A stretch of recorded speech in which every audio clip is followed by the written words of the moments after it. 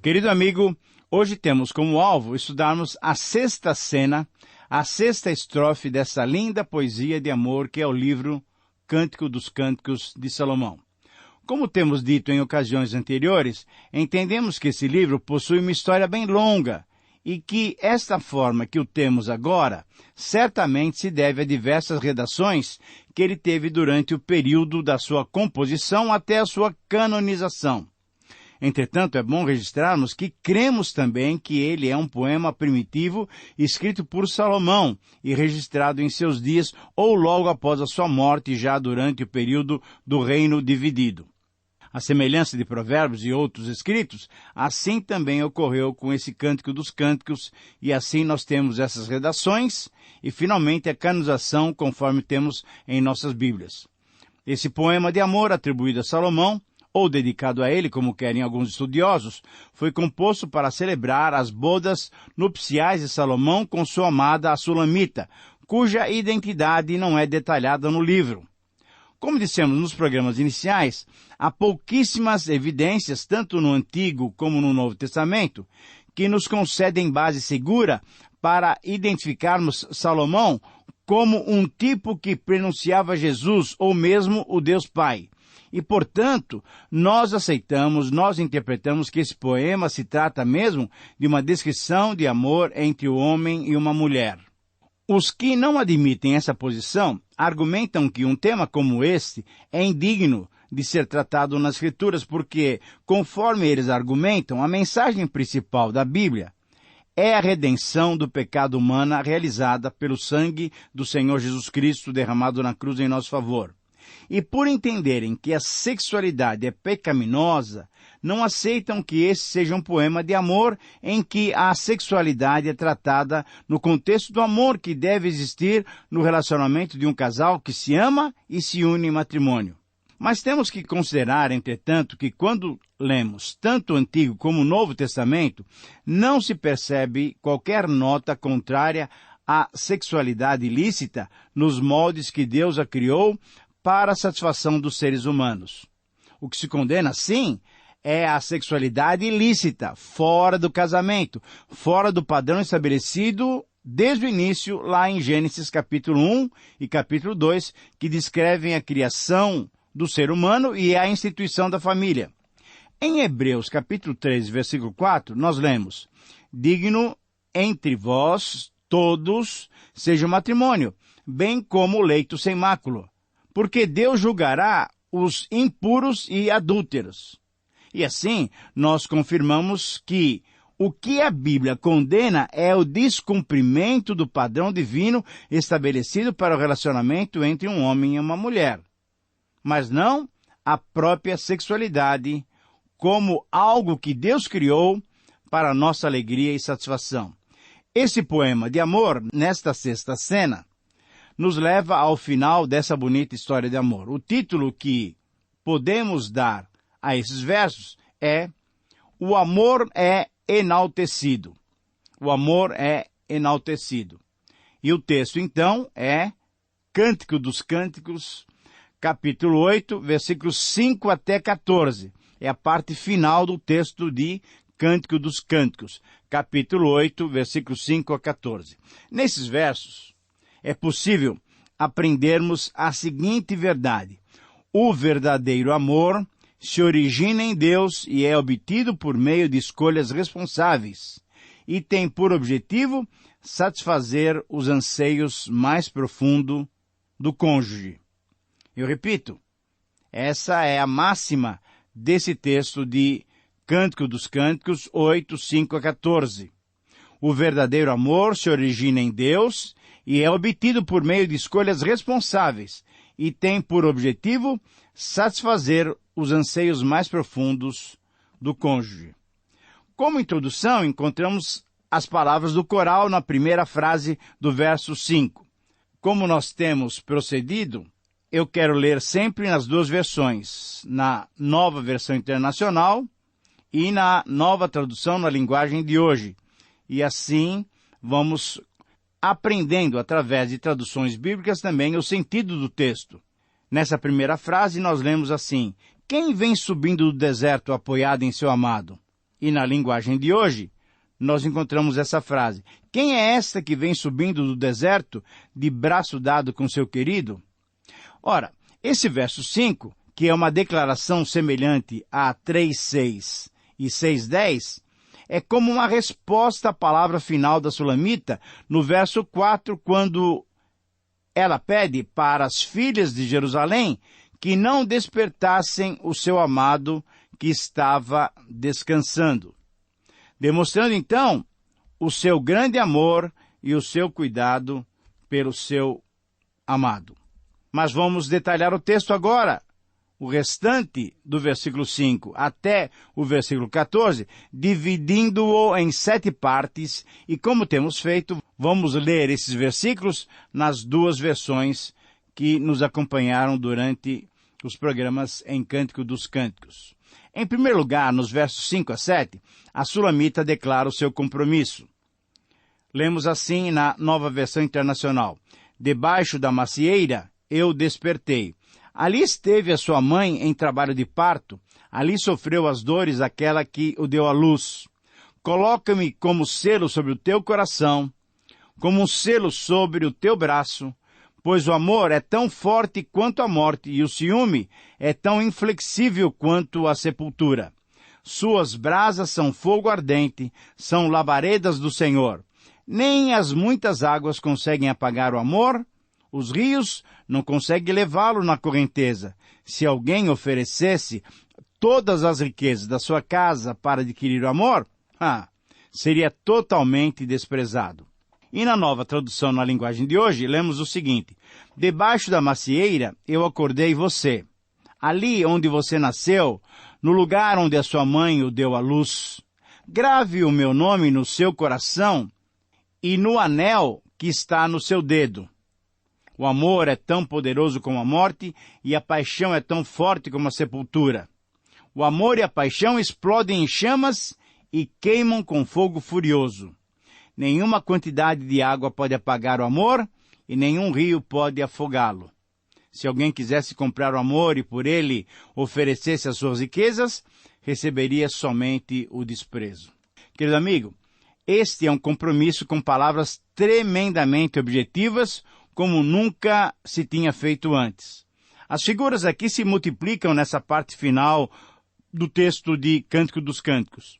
A menção da macieira tem a ver com o simbolismo de que a união sexual, bem como o nascimento, eram associados às árvores frutíferas. O selo era normalmente usado pendurado numa corrente em volta do pescoço, e sempre que fosse necessário firmar-se um documento, um selo era colocado, dando sinal de verdade e de compromisso àquele documento. Era um símbolo de dignidade. E no verso 6, a expressão, o amor é forte como a morte e duro como a sepultura, o ciúme, significam que assim como a sepultura não devolve os seus mortos, assim também o amor não entregará a pessoa amada. Nada pode derrotar o amor verdadeiro. E quando falamos em amor verdadeiro, certamente, temos que pensar no amor de Deus, que é amor. Deus é amor. Nada pode nos separar desse amor divino, que deu o seu Filho em nosso favor. Assim também, nada poderia separar esses dois que se amavam. Esse amor que o casal deve sentir um pelo outro, deve ser comparado às labaredas acesas pelo Senhor. É Deus quem nos dá esse amor quente, apaixonado e compromissado para com o nosso cônjuge. Esse ciúme demonstra o cuidado e o zelo que esse amor deve ter. As águas não podem apagar. A correnteza não pode levá-lo embora. E as riquezas não podem comprá-lo. Todo esse texto, então, nos revela a completa identidade de um para com o outro, dos dois cônjuges, bem como pertencer um ao outro. Ela pertencia somente a ele e ele pertencia somente a ela.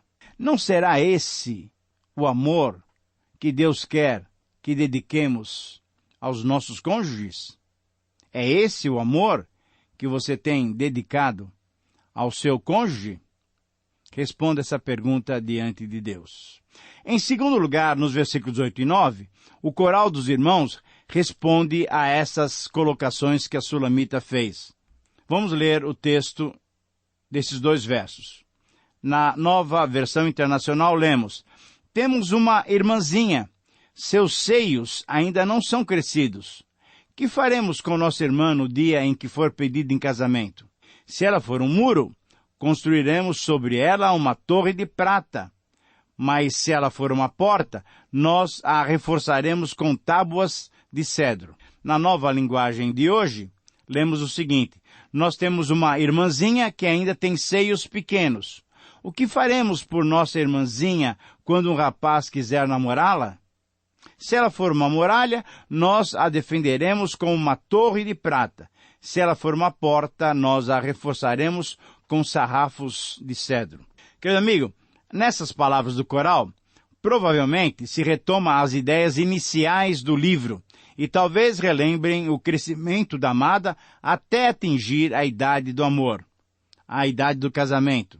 Na verdade, se recorda o desenvolvimento da amada quando, então, agora já estava pronta para o relacionamento íntimo em que a sexualidade poderia ser explorada com alegria e satisfação dentro do casamento. Esses versos 8 e 9 descrevem uma prática do Antigo Oriente muito comum naqueles dias. Muitas vezes, os irmãos mais velhos tinham a responsabilidade de guardar as suas irmãs nas questões que envolviam um relacionamento com outro sexo. Assim como Labão cuidava de Rebeca, podemos confirmar isso lá em Gênesis 24, 50 a 60. E assim como Simeão e Levi cuidaram e se vingaram por Diná, conforme Gênesis 34, 1 a 31, assim também esse cuidado fraterno foi expresso nesses versos. As figuras continuam a povoar o texto e uma possível interpretação para essas figuras de muro e porta poderiam ser entendidos da seguinte maneira. O muro e a porta referem-se à castidade e ao seu oposto. Se a moça se mostrasse casta e digna, seus irmãos apoiariam, lhe proveriam um casamento digno com uma torre de prata. Se ao contrário, ela não se mantivesse pura e casta antes do casamento, ela seria cercada de tábuas de cedro para não envergonhar mais a família. Querido amigo, perceba como Deus quer santidade nesta área que envolve a nossa sexualidade. Em terceiro lugar, no verso 10, a sulamita declara sua fidelidade ao amado. Na NVI, eu sou o muro, e meus seios são duas torres. Assim me tornei aos olhos dele como alguém que inspira paz. E na nova linguagem de hoje, eu sou uma muralha, e os meus seios são as duas torres. Por isso, o meu amado está certo de que estou bem protegida e segura. Na continuidade dessa metáfora que nós vimos no versículos 8 e 9, agora a esposa testemunha sobre a sua própria situação. Ela se compara a uma muralha, ao muro que ilustrou a palavra dos irmãos.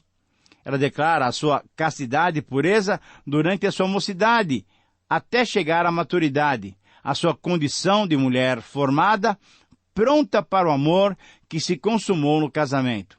A figura dos seios, como torres, descrevem essa condição de mulher madura, pronta para os momentos de intimidade no casamento. E as palavras finais desse verso demonstram que ela tem segurança do seu comportamento anterior. Ela afirma a sua integridade moral, bem como a sua maturidade sexual. E diante disso, então, ela reconhece ter sido aceita pelo seu amado como alguém digna de confiança e que inspira paz ao seu amado. Querido amigo, como seria bom se as moças, mas também os moços das nossas igrejas, também se mantivessem puros e puras para o momento do casamento. Que gostosa sensação de paz produzem aqueles que obedecem os princípios do Senhor. Em quarto lugar, no verso 11, o coral então descreve a riqueza de Salomão. Lemos assim na NVI: Salomão possuía uma vinha em Baal-Amon. Ele entregou a sua vinha a arrendatários, cada um devia trazer pelos frutos da vinha 12 quilos de prata. E na nova tradução na linguagem de hoje, lemos: Salomão tinha uma plantação de uvas num lugar chamado Baal-Amon. Ele escolheu lavradores para cuidarem dela, e cada um tinha que lhe pagar 1000 barras de prata. Querido amigo, com certeza esta é mais uma metáfora. Esta vinha de propriedade de Salomão poderia significar tanto o seu grande harém, como suas riquezas. Mas a citação dessa localidade de Baal-Amon, que tem o seu sentido de senhor da fartura ou senhor de uma multidão, e que ainda não foi localizada pela arqueologia, torna então essa possibilidade um tanto quanto insegura. Na verdade, esses versos finais, nós temos nesses versos uma série de colocações soltas que registram as palavras do coral, da amada e do esposo. Em quinto lugar, então, no verso 12, a Sulamita declara o seu fiel amor a Salomão. Ela diz assim: quanto à minha própria vinha, essa está em meu poder. Os 12 quilos de prata são para você, ó Salomão, e os 2,5 quilos são para os que tomaram conta dos seus frutos. Na linguagem de hoje, lemos: eu também tenho uma plantação de uvas e faço delas o que quero. Salomão, venha receber as suas 1000 barras, e lavradores, venham receber 200 barras pelo seu trabalho. Uma interpretação plausível para esse verso é encontrada na Bíblia de Estudo Vida. Nessa Bíblia nós encontramos essa interpretação muito interessante. A esposa aqui comparava a sua vinha, que figuradamente simbolizava o seu corpo e o seu amor, à vinha real de Salomão. Salomão arrendava sua vinha real aos agricultores que lhe pagavam com frutos e guardavam 20% para si mesmo.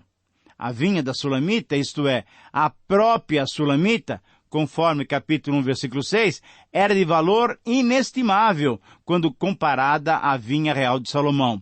Assim como Salomão era dono da vinha dele, também a Sulamita era dona dos atrativos dela para compartilhá-los com quem ela quisesse. E ela decidira dar-se espontaneamente ao seu amado, ao seu marido.